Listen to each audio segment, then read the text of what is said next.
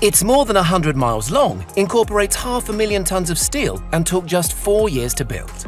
There are bridges. There are very long bridges. And then there is the world's longest and therefore greatest bridge. But where is it? What does it carry? And has it recently been overtaken by an even longer bridge? Join us now as we rock up to the metaphorical toll booth for a good long look at the world's longest bridge. Our journey today takes us to the People's Republic of China, where historically unprecedented public spending and a single-minded nation-building approach to infrastructure planning means the Chinese now consume a whopping 50% of all the world's steel and as much as 70% of its cement every single year. China's frantic development program means the country's vast construction industry can nowadays boast some pretty impressive kit, not least the world's largest crawler crane, a device that literally builds skyscrapers, and the world's most powerful pumped concrete truck. Not to mention other miscellaneous insanity, such as this SLJ 932 bridge-building behemoth, fondly nicknamed the Iron Monster.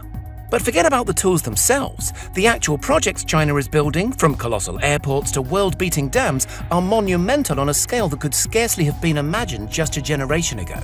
Like, for instance, our subject today, the Danyang Kunshan Grand Bridge. Recognized by Guinness World Records as the longest bridge on Earth, the Danyang Kunshan Grand Bridge is situated in China's Jiangsu province. And while it's certainly not the most beautiful or elegant span ever dreamt up by engineers, it's nonetheless remarkable in its ambition and utterly breathtaking in scope. Extending some 164.8 kilometers, that's 102.4 miles from end to end, it carries an important high-speed rail link connecting the city of Nanjing with the futuristic megalopolis of Shanghai. As such, it runs broadly parallel with the almighty Yangtze River, which meanders anywhere from 8 kilometers to 80 kilometers proximity from the Grand Project.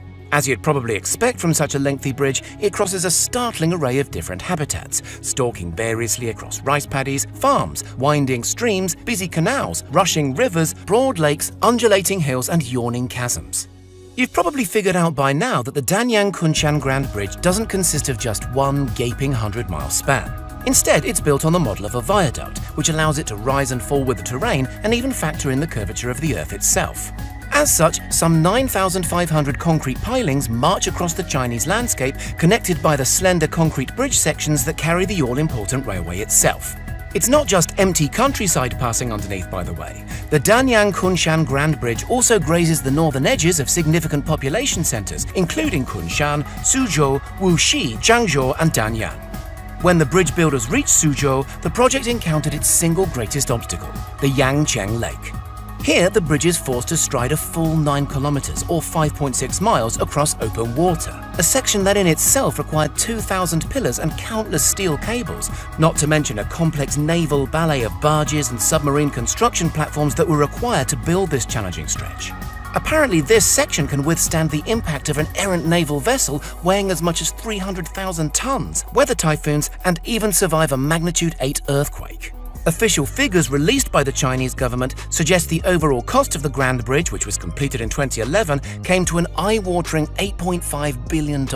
That's roughly $51 million for each individual mile of bridge. Still, the builders, reported to be the China Road and Bridge Corporation, CRBC, a subsidiary of China Communications Construction Company, need to remain constantly vigilant even today. As the bridge is located within the ancient Yangtze River Delta, the soil it sits on is soft and so necessitates constant monitoring and even periodic reinforcement.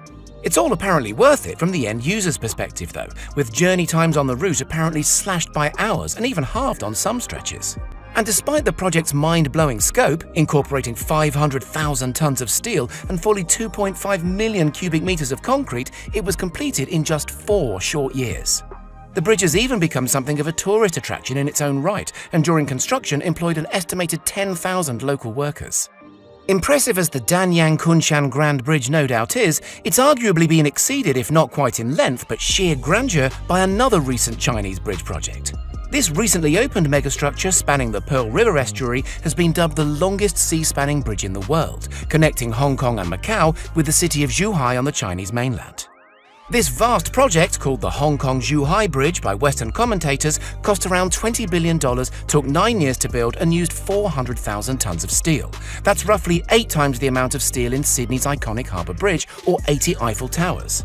Its pillars are embedded into the seafloor itself, and the crossing incorporates not one but two artificial islands connected by a 4-mile-long submerged tunnel designed to allow all-important heavy shipping to pass over the crossing unimpeded.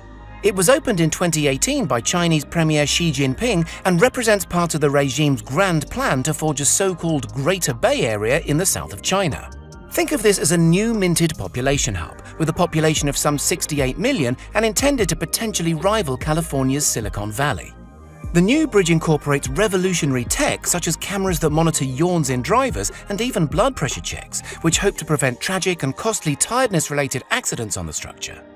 Critics of the project point to the fact 10 workers died during construction and that the scale of works unacceptably endanger wildlife, most notably the dwindling local white dolphin community, down to less than 50 dolphins from a population of some 188 individuals in 2003.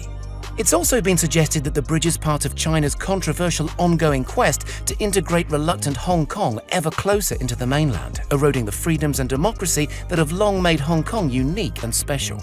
The bridge isn't even open to the public as such. To use the crossing, folks from Hong Kong require a special permit for which they need to meet some pretty strict criteria. This could be issued for paying significant taxes on the Chinese mainland, donating large sums to charity, or official membership of select political cadres. It's reported that there will be no public transport crossing the bridge. It's further been argued by critics that the Hong Kong-Zhuhai-Macau Bridge wasn't even needed from an infrastructure point of view. Another bridge is currently being built between nearby Shenzhen and Zhongshan, just north of Zhuhai. It's been suggested that by 2030, that newer bridge will mean traffic on the Hong Kong-Zhuhai-Macau Bridge will drop significantly. Basically, it's redundant, remarked Hong Kong democracy advocate Eddie Chu. Our guess is China will simply cross that bridge when they come to it. What do you think? Does a viaduct technically count as one long bridge or lots of little bridges all stuck together? Let us know in the comments, and don't forget to hit subscribe for more globe-spanning tech content.